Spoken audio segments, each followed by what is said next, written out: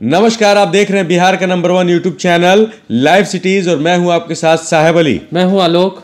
हम बात कर रहे हैं एक्स मिनिस्टर बिहार सरकार के पूर्व मंत्री मंजू वर्मा के बारे में जी। तो बड़ी खबर यह है कि मंजू वर्मा की जमानत याचिका पर आज बेगूसराय के कोर्ट में अहम सुनवाई होनी है। ऐसे में सवाल ये उठता है कि क्या मंजू वर्मा को कोर्ट से राहत मिलेगी, क्या कोर्ट से मंजू वर्मा को जमानत मिल सकेगी। अब इस खबर पे आगे आलोक हम बताएंगे। आज पूरी घटना इस तरह से है कि जिला सत्र न्यायाधीश के प्रथम न्यायालय में आज ये सुनवाई होनी है। आर्म्स एक्ट का मामला मंजू वर्मा के ऊपर लगाया गया था। किस तरह से जो पूर्व समाज कल्याण मंत्री हैं मंजू वर्मा, जिस वक्त मुजफ्फरपुर महापाप सुर्खियों में आया था, उस वक्त उनके पति चंद्रेश्वर वर्मा पर यह आरोप लगाए गए थे कि जो वहां के मुख्य आरोपी थे ब्रजेश ठाकुर जी है, उनके साथ उनके जो संबंध हैं वो उजागर हुए थे। कॉल डिटेल्स में भी आए थे और बहुत सारे मामले उन पर अचानक लगा दिए गए थे। बिल्कुल। मंजू वर्मा इसको लेकर के कितनी बार फ्रंट फुट पर भी आए हैं, मीडिया के सामने उन्होंने बयान दिया है कि क्यों मैं कुशवाहा समाज से आती हूँ इस कारण से मुझे प्रताड़ित किया जा रहा है, या मैं महिला हूँ इस कारण से मुझे प्रताड़ित किया जा रहा है। पिछले दिनों जब लाइव स्ट्रीम ने खबरें दिखाई थी, जब वो कोर्ट गई थी, उस वक्त उनका दर्द छलक गया था। नीतीश कुमार से भी उन्होंने आग्रह किया था, साथ साथ तेजस्वी यादव से भी उन्होंने आग्रह किया था कि क्या मैं एक महिला हूं और कुशवाहा समाज से हूं। यहाँ पर देखिएगा, अब जब चुनाव नजदीक आ रहे हैं तो जाति की बात भी हो रही है। कुशवाहा समाज से आती हैं, इस कारण ही उन्हें प्रताड़ित किया जा रहा है और उन्हें तंग किया जा रहा है, ऐसा आरोप है उनका। अच्छा, लेकिन इस बीच हम एक और अहम बात दर्शकों को बता दें सुनवाई से रिलेटेड। तो आज कोर्ट में कई मामलों पर जो मंजू वर्मा के वकील हैं वो पक्ष रखेंगे अपना। जी, पक्ष रखेंगे। उसमें सबसे बड़ी जो बात है वो निकल करके सामने आ रही है कि वकीलों की तरफ से मंजू वर्मा की सेहत के खराब होने की बात लगातार कोर्ट में ये चीज रखी जा रही है, जो पिटीशन है उसमें रखी जा रही है। और पिछले दिनों मंजू वर्मा को तकरीबन 2 बार जेल से सदर अस्पताल ले जाया गया क्योंकि दांत में दर्द की शिकायत थी। और इसके साथ ही साथ डॉक्टरों को यह भी कहा गया मंजू वर्मा की तरफ से, उनके वकील की तरफ से, कि उनका जो ब्लड प्रेशर लेवल है वो फ्लक्चुएट होता है।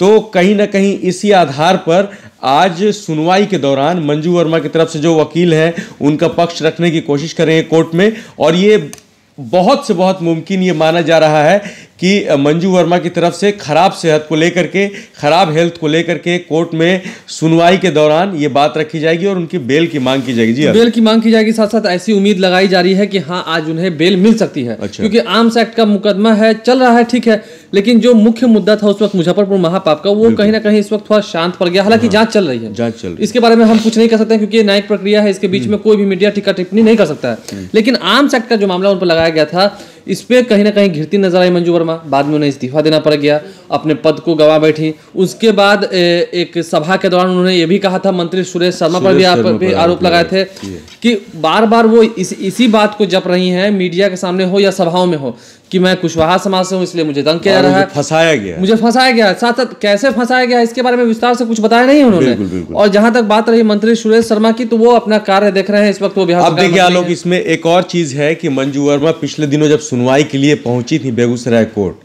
तो अक्सर होता है कि जब वो सुनवाई के लिए जाती हैं तो जहां तक लोग बचते दिखाई देते हैं मीडिया से, लेकिन मंजू वर्मा मीडिया के सामने आती हैं और बात रखती हैं, अपने पक्ष को रखती हैं। उन्होंने पिछले दिनों सुनवाई के दौरान उन्होंने साफ साफ सीबीआई का शुक्र अदा किया था, उनका धन्यवाद किया था कि इस मामले में जांच वो अच्छी तरह से कर रहे हैं। और अपने पति चंद्रशेखर वर्मा को वो बार बार निर्दोष बता रही थी और उन्होंने ये भी कहा कि हमारे पूरे परिवार को फंसाया जा रहा है। लेकिन अगर सिर्फ बात मुजफ्फरपुर महापाप मामले की हो आलोक, तो मुजफ्फरपुर महापाप मामले में चंद्रशेखर वर्मा जो है मंजू वर्मा के पति, उनका नाम सामने आया। उसके आधार पर मंजू वर्मा पर आरोप लगाए गए विरोधियों की तरफ से और उनको इस्तीफा देना पड़ गया। लेकिन यहाँ सवाल ये उठता है कि सिर्फ मुजफ्फरपुर महापाप मामले से ही क्यों जोड़ा जाए। उनके जो पैतृक घर है बेगूसराय में, वहां से आर्म्स बरामद होते हैं, अवैध हथियार, गोला बारूद बरामद होते हैं और बाद में आलोक कुर्की जब्ती की नौबत भी आ जाती है, वहां पे कुर्की जब्ती भी की जाती है। तो ये मामला आर्म्स एक्ट का है। आज जब वो न्याय मांग रही हैं और जमानत मांग रही हैं, तो जमानत इसलिए नहीं मांग रही है क्योंकि मुजफ्फरपुर महापाप में उनकी संलिप्तता है, ऐसी कुछ बात ही नहीं है। लेकिन इस्तीफा उनका जो हुआ था वो मुजफ्फरपुर महापाप मामला, आर्म्स तो बाद में जब सीबीआई जांच उसमें हुई, तो जब सीबीआई की रेड हुई उनके आवास पे, तब जाकर के वहां से जो आर्म्स मिले थे, जो अवैध हथियार, वो तो बात है, हम समझ रहे हैं। लेकिन मुजफ्फरपुर महापाप को लेकर उन्होंने सीबीआई का शुक्रिया अदा कर दिया, मामला वहीं रफा दफा हो गया। लेकिन आज जो आर्म्स एक्ट का मामला है, क्या जिस वक्त मुजफ्फरपुर महापाप का खुलासा हुआ था, क्या उस वक्त मंजू वर्मा ने कहा था कि मेरे घर में आर्म्स रखा हुआ है? ऐसा उन्होंने नहीं कहा था।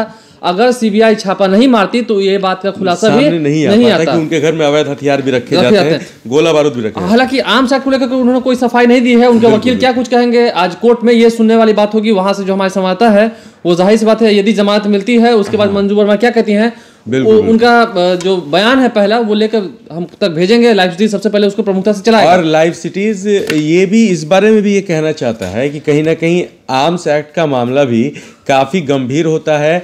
किसी आम व्यक्ति की तो छोड़ दें लोग, एक मंत्री के लिए उनके घर में अवैध कारतूस बरामद किए जाते हैं 50 राउंड से तकरीबन। तो ये कहीं ना कहीं एक गंभीर मामला है। जहां तक बात है मुजफ्फरपुर महापाप मामले की, तो पटना हाई कोर्ट भी मॉनिटरिंग कर रहा है, और यदि सुप्रीम कोर्ट भी मॉनिटरिंग कर रहा है। आप मंजू वर्मा के पक्ष में ये कहना चाह रहे हैं कि मंजू वर्मा के घर में 2 दिन पहले ही हथियार रखा गया था और सडनली वो पकड़ा गए। आपको पता होगा आज 2 जनवरी है, कल 1 जनवरी था। सभी मंत्रियों ने, यहाँ तक कि मुख्यमंत्री ने अपने संपत्ति का ब्यौरा पब्लिक फोरम में रख दिया है। तो क्या 2017 में पब्लिक फोरम में रखते वक्त मंजू वर्मा ने यह कहा था बजायदा मंत्री कि मेरे घर में आर्म्स है? देखिए, अब आर्म्स है, हथियार है, वो अलग सी बात है, वो एक अपनी जगह पर है कि उनके घर में अवैध हथियार मिले और उसके आधार पर उनको गिरफ्तार किया गया। कानून अपना काम कर रही है, कानून अपना काम कर रही है, ठीक है। लेकिन जो मंजू वर्मा जो है वो इसलिए भी बहुत हाइप हो गई बिहार की मीडिया में, देश की मीडिया में। कई बार सुप्रीम कोर्ट को भी बिहार सरकार को फटकार लगानी पड़ी कि आप आखिर कर क्या रहे हैं। एक मिनिस्टर, एक्स मिनिस्टर, उनकी गिरफ्तारी अब तक नहीं हो पा रही है। मंजू वर्मा को लेकर के बिहार से लेकर झारखंड और दिल्ली तक छापेमारी की गई। राजद के कई नेताओं ने तो ये तक कह दिया कि मंजू वर्मा इस वक्त सीएम हाउस में बैठी हुई हैं। ये आरोप भी लगा दिए गए थे। हमसे कई बार बातचीत में उन्होंने कहा था। लेकिन बड़ी बात यह है, आपको याद होगा जब मंजू वर्मा के घर के बाहर पूर्व मंत्री का बोर्ड लग गया था, मतलब बंगला उनसे छीना गया था, और उसके बाद वहां पर से मंजू वर्मा के नाम पर प्लेट लग गया था। उस प्लेट को दिखाने के लिए सभी मीडियाज वहां पर पहुंच गई थी। आपको बिल्कुल, आपको याद होगा वो भी बड़ा मामला हो गया था जब कालिक भी पोस्ट डाली गई थी, जब वो मिनिस्टर थी, जब उनका इस्तीफे ब्रजेश ठाकुर का भी कालिक पोती गई थी, बिल्कुल सुनवाई पेशी के दौरान उनका।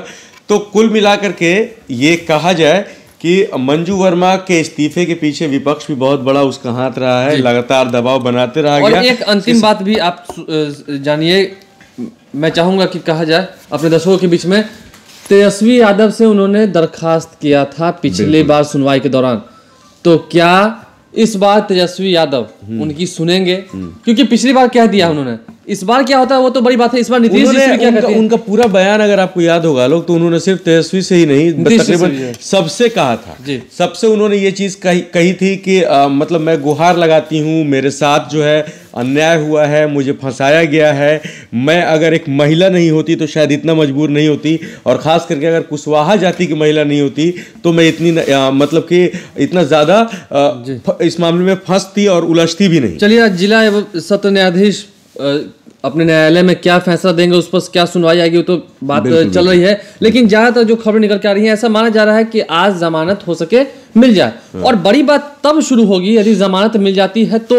उसके बाद क्योंकि मंजू वर्मा जमानत पर रहेंगी बाहर, वो कभी भी प्रेस कॉन्फ्रेंस कर सकती हैं, कभी भी मीडिया वालों से बात कर सकती हैं। जब वो सुनवाई की जो पेशी के दौरान नहीं चूकती हैं, तो फिर वो जब बाहर आएंगी जमानत पर तो बहुत कुछ बोलने वाली। प्रेस कॉन्फ्रेंस के दौरान वो खुद करेंगे प्रेस कॉन्फ्रेंस, और बहुत सारे खुलासे जो है वो हो सकता है मुजफ्फरपुर महापाप को लेकर भी निकले। बिल्कुल, उनके पति भी अभी इस वक्त गिरफ्त में है, हो सकता है उनकी सफाई में भी कुछ सच ही निकल जाए। अब तो कुल मिलाकर के देखना होगा कि आज जिला सत्र न्यायालय में क्या कुछ होता है। लेकिन हम अपने दर्शकों को एक बार फिर से बता दें कि आर्म्स एक्ट के मामले में मंजू वर्मा और उनके पति चंद्रशेखर वर्मा दोनों ही जेल में बंद हैं, दोनों ही सलाखों के पीछे हैं।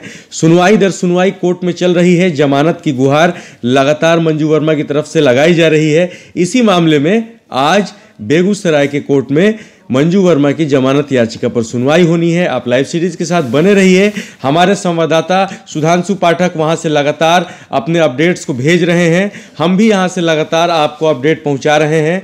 आप लाइव सिटीज के यूट्यूब चैनल को सब्सक्राइब करिए, और 7 लाख सब्सक्राइब करने के लिए, इतना बड़ा परिवार लाइव सिटीज को बनाने के लिए आप सभी दर्शकों का बहुत बहुत शुक्रिया, धन्यवाद। शुक्रिया।